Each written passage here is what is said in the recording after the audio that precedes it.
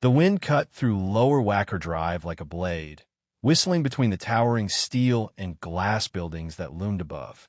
It was the kind of cold that seeped into your bones, that made even the toughest men feel fragile.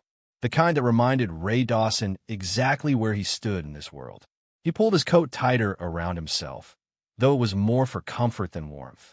The fabric was thin, worn at the elbows, barely holding together. Chicago winters had a way of breaking people, but Ray had survived enough of them to know how to push through. He shifted against the cold concrete wall, his body aching from another restless night. Sleep never came easy on the streets. The pavement was unforgiving, and the noise, the never-ending hum of traffic above, the occasional shouting from other homeless men, the sirens screaming in the distance, was impossible to tune out. But the worst part wasn't the discomfort. It was the waiting. Waiting for the day to begin. Waiting for people to walk past him like he wasn't there. Waiting for something, anything, to change. His fingers curled around the empty coffee cup beside him. 76 cents. That was all he had managed to collect since dawn. It wasn't enough for a meal, but it was something. Ray sighed, rubbing a hand over his face. He had told himself he wouldn't beg, that he still had enough dignity left to hold his head up. But dignity didn't fill your stomach. And right now, hunger gnawed at him like a wild dog. A black SUV rolled up to the curb across the street, its sleek exterior reflecting the city lights. The kind of car that only people with real money owned. Ray had seen plenty of them before, usually idling outside the Grand Regent Hotel, dropping off men in expensive suits or women in fur coats. People who didn't have to think about where their next meal was coming from. The back door opened, and a tall young man stepped out. Ray wouldn't have given him a second glance, except for one thing. He recognized that face. Barron Trump, the son of a billionaire. A kid who had never known hunger or cold, who had never had to sleep with one eye open in case someone tried to steal his shoes. Ray looked away. People like that didn't see people like him. They walked past, lost in their own world, their own problems Ray would have given anything to have instead of his own. But then, without really thinking, he did something he hadn't done in a long time. He spoke. "Hey, kid." His voice came out rough, hoarse from the cold. "Can you spare $1?" Barron had already started toward the hotel entrance, but at the sound of Ray's voice, he stopped. Ray braced himself for the usual response. A quick shake of the head. A murmured "sorry, I don't have cash." Maybe even a look of pity before walking away. Instead, Barron turned. For a moment, he just looked at Ray. Not in the way most people did, with disgust, discomfort, or forced sympathy, but as if he was really trying to see him. Ray shifted under the gaze, suddenly regretting speaking up. Then Barron walked toward him. Ray tensed. This was new. Barron stopped a few feet away, hands in his coat pockets. "What would you do with $1?" Ray frowned. That wasn't the question he had expected. He glanced at the cup beside him. "I'd get something to eat," he muttered. Barron tilted his head slightly, considering the answer. Then, without a word, he pulled a leather wallet from his pocket. Ray's pulse quickened. Most people either ignored him or threw a few coins his way without thinking twice. But this kid was different. There was something deliberate about the way he moved, the way he studied Ray before making a decision. Barron flipped open the wallet and pulled out a crisp $100 bill. Ray's breath caught. $100. That was a week's worth of food, maybe even a cheap motel room for a night. But Barron didn't hand it over. Not yet. Instead, he held it between two fingers and asked, "And if I gave you this? What happens next?" Ray's stomach twisted.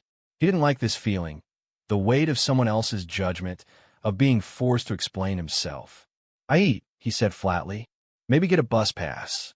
Barron nodded. "Then what?" Ray's jaw tightened. He didn't have an answer for that. "I figure out the next day," he muttered. Barron was quiet for a long moment. Then, instead of giving him the money, he crouched down slightly, bringing himself closer to Ray's level. "I'll give you this," Barron said, his voice even steady. "But only if you meet me back here tomorrow morning at 8. Ray stiffened. "What for?" he asked, suspicion creeping into his tone. Barron slipped the bill back into his wallet. "For something better than $100. Ray let out a short, bitter laugh. "What a lesson!" Barron didn't flinch. "A choice," he said simply. "You show up, and I'll know you're serious." about wanting something more than this. He gestured around them. The cold pavement, the empty cup, the reality of a life that had fallen apart. Ray hated the way those words made him feel. Cornered. Seen. He looked away, pressing his hands together for warmth. This some kind of test. Maybe, Barron admitted. Or maybe it's a chance. Ray wanted to tell him to go to hell. To take his money and his stupid offer and leave. But he couldn't. Because as much as he wanted to deny it, he hadn't been given a real choice in a long time. Barron stood, slipping his hands back into his coat pockets. 8 o'clock, he repeated. If you're not here, I'll know what choice you made. Then, just like that, he turned and walked away, disappearing through the glass doors of the hotel. Ray sat there for a long time, the wind cutting through him like a knife. $100, and the possibility of something else. He didn't like being told what to do. Didn't like the idea of proving himself to some rich kid who had never had to fight for survival. But what if, just this once, he proved someone wrong? As he leaned his head back against the wall, staring up at the city lights above, he wasn't sure if he'd be there in the morning. But for the first time in a long time, he was thinking about it. The cold still clung to Ray Dawson's skin, even as the city stirred awake around him. He had spent the night in and out of uneasy sleep, shifting against the rough pavement, trying to ignore the thoughts clawing at the edges of his mind. 8 o'clock. He had told himself it didn't matter, that he didn't need some rich kid's charity. But here he was, standing across from the Grand Regent Hotel, hands shoved deep into his coat pockets, fighting the urge to turn around and disappear before anyone noticed him. The morning rush had begun. Businessmen in tailored suits hurried past with leather briefcases, their polished shoes clicking against the pavement. A woman in a navy blue trench coat sipped from a steaming cup of coffee, her eyes locked on her phone as she passed. No one paid him any mind. They never did. He should leave. Before he could convince himself to go, a voice cut through the noise. You actually showed up. Ray turned, and there he was, Barron Trump, standing just outside the hotel entrance, hands in his coat pockets, his expression unreadable. Ray forced a smirk. Guess I was curious. Barron studied him for a moment before nodding. Come on. Ray hesitated. Where to? Barron turned on his heel. Breakfast. Ray blinked, watching as Barron started walking without another word. He hadn't eaten since yesterday. His stomach twisted at the thought of real food. But more than that, something about Barron's certainty, like he had never even considered the possibility that Ray wouldn't follow, made him grit his teeth. With a slow exhale, Ray stepped forward. They walked in silence, past coffee shops and bakery windows fogged with warmth.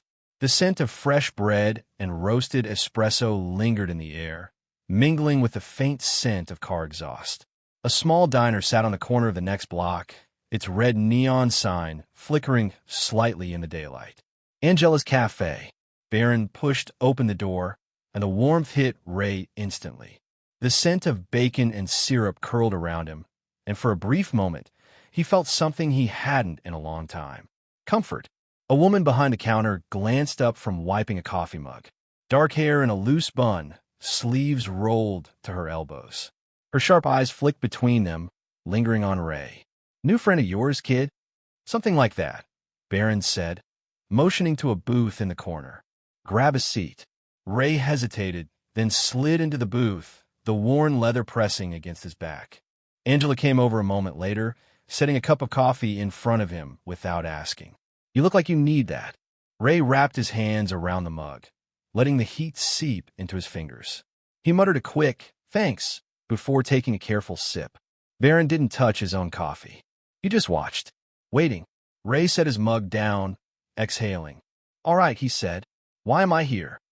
Barron leaned forward slightly. Because I want to know if you're done. Ray frowned. Done with what? Barron held his gaze. With this. He gestured vaguely. With just surviving. Ray let out a dry laugh. And you think you're the one who's going to change that? Barron shook his head. No, I think you are. Ray clenched his jaw. You don't know anything about me. I know you weren't always like this. Silence stretched between them.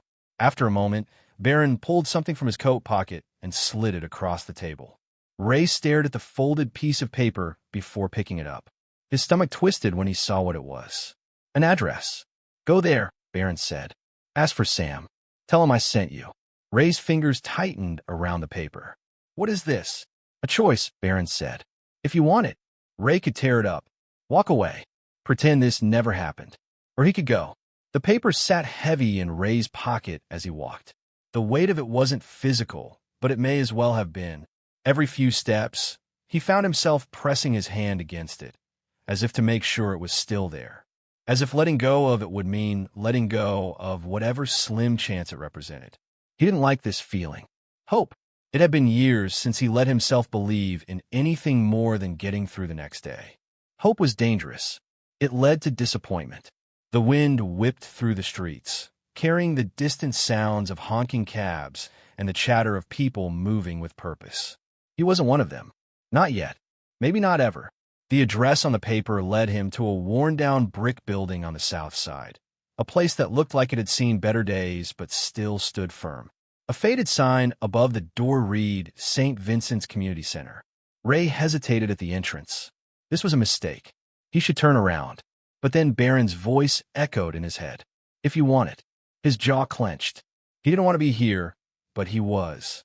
Inside, the air was warm, carrying the scent of brewed coffee and something faintly sweet like cinnamon.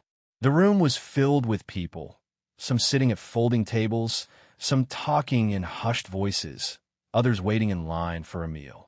A man in a navy blue sweater stood near the front desk, his expression sharp but not unkind. He looked up the moment Ray stepped inside, his eyes scanning him quickly before landing on his face. You must be Ray, the man said, crossing his arms. Ray stiffened. Who's asking? Name's Sam, the man replied. Barron said you might stop by. Ray exhaled sharply. Yeah, well, I'm here. Sam nodded, as if that answer was good enough. Come with me. Ray followed him down a hallway, his boots scuffing against the linoleum floor. The walls were lined with bulletin boards covered in flyers, job postings, addiction recovery meetings, housing assistance programs. Sam pushed open a door and motioned for Ray to step inside. The room was small but neat. A desk sat in the middle, a few chairs against the wall, a filing cabinet in the corner. Nothing fancy, but there was a feeling to it, like this place had seen men like him before. Sam leaned against the desk, studying him. Barron told me you needed a job. Ray let out a short laugh. I don't need charity. Good, Sam said, unfazed. Because I don't give charity. I give work. Ray's smirk faltered slightly. What kind of work? Sam crossed his arms. You ever work with your hands? Ray frowned. I was a mechanic. Before. Before what? Ray hesitated. Before everything fell apart. Before the drinking. Before the nights spent on sidewalks, counting cracks in the pavement like they held answers. Before life kicked my ass, Ray muttered.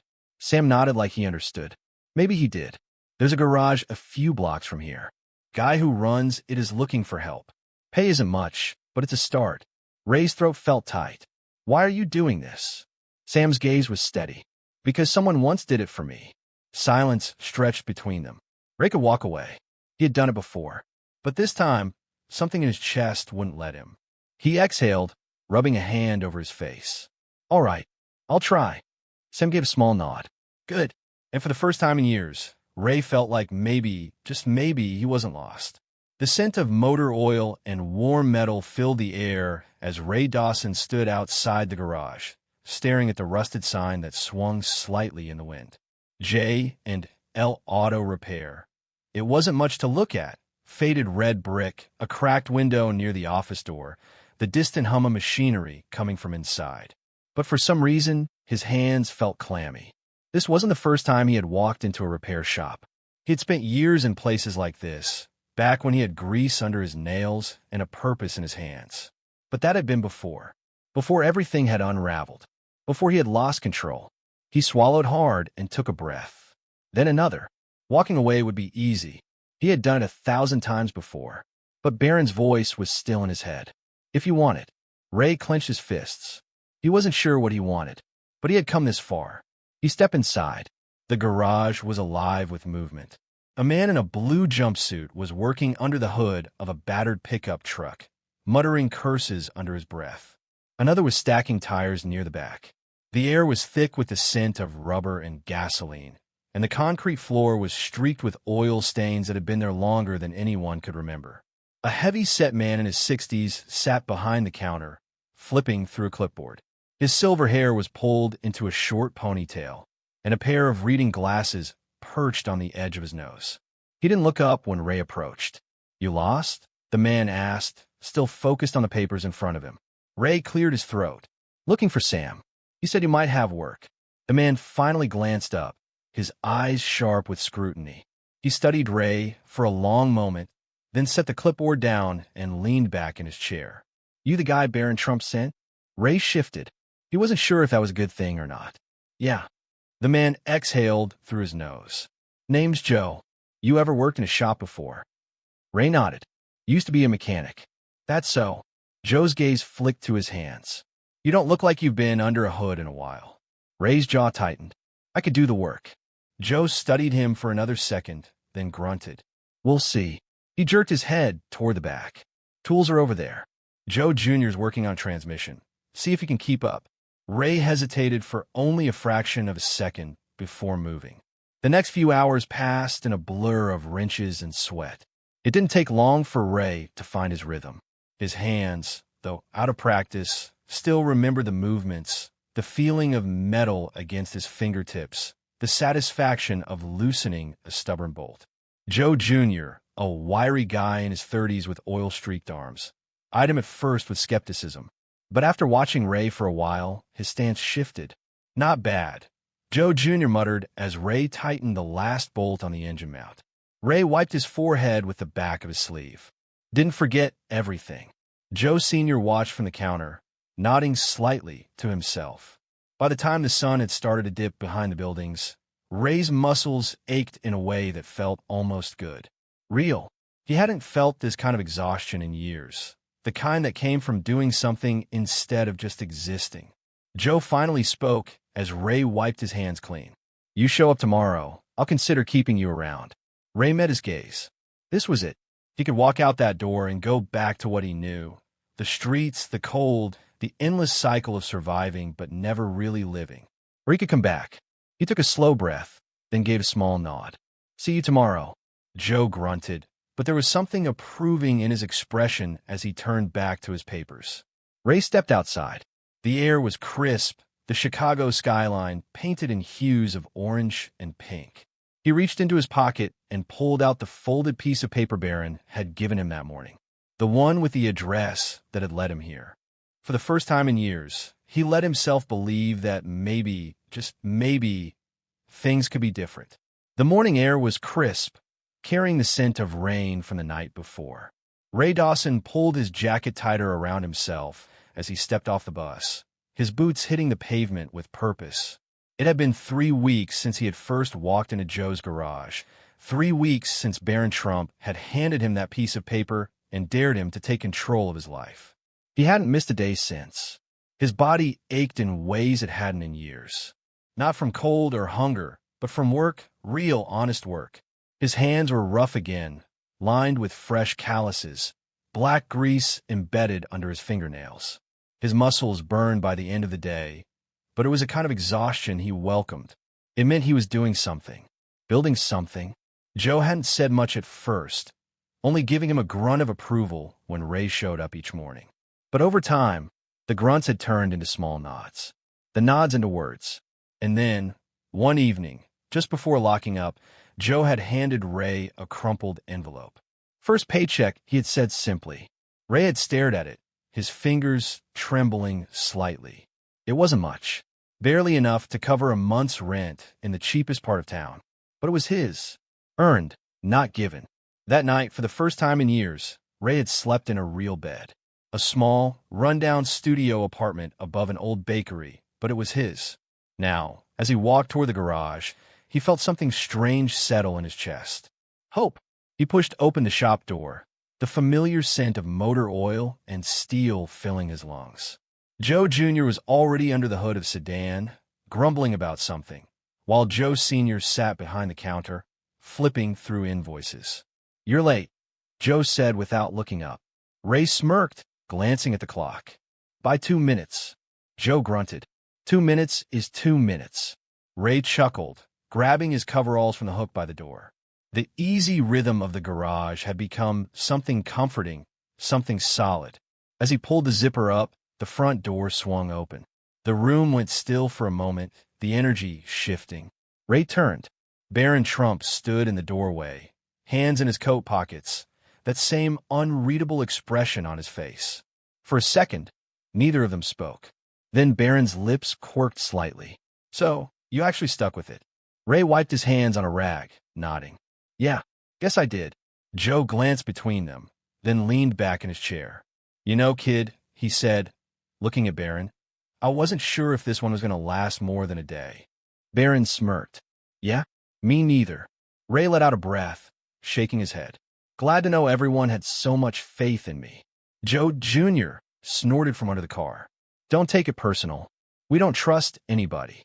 Barron stepped further inside, his gaze flicking around the shop. "You good?"